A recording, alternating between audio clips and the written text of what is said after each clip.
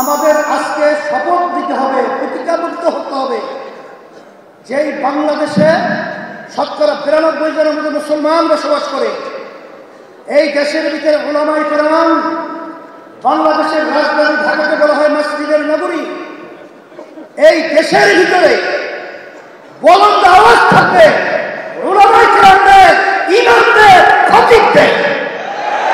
এই দেশের মধ্যে আর নাস্তিকতা এবং যারা নাকি বিশেষ করে ফাঁসিস্ট, খুনি, চাঁদাবাজ, এদের দৌরাত্ম বাংলা জমিনের শেষ আলেম ওলামার বাংলা আজকে মাটি তৈরি হয়েছে।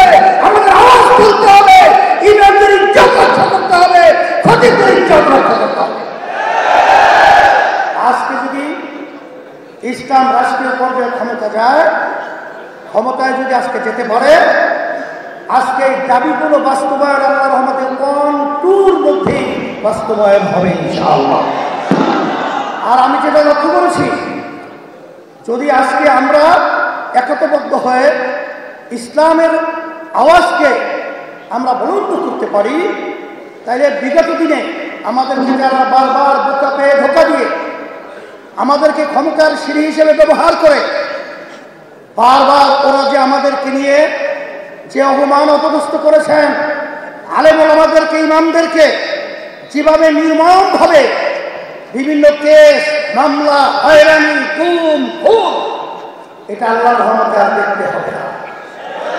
সেই হিসাবে আজকে আমি বিশেষ করে যারা নাকি জাতীয় নেতৃবৃন্দ রয়েছেন, সম্মানিত ওলামা কেরাম রয়েছেন, ইমাম, খতিব সম্মানিত যারা রয়েছেন, আমি সকল পূজার আহ্বান জানাচ্ছি, আসেন আজকে বাংলাদেশের ভিতরে যে মাঠ পরিবেশ তৈরি হয়েছে, ইসলামের পক্ষের মাঠ আল্লাহর রহমতে তৈরি হয়েছে, সেটাকে আমরা বাস্তবায়নের জন্য আমি সকল পূজার আহ্বান জানিয়ে, আর এত সুন্দর একটা জাতীয় মানের প্রোগ্রাম আপনারা করায় আপনাদের সকলকে আমি ধন্যবাদ জানাচ্ছি।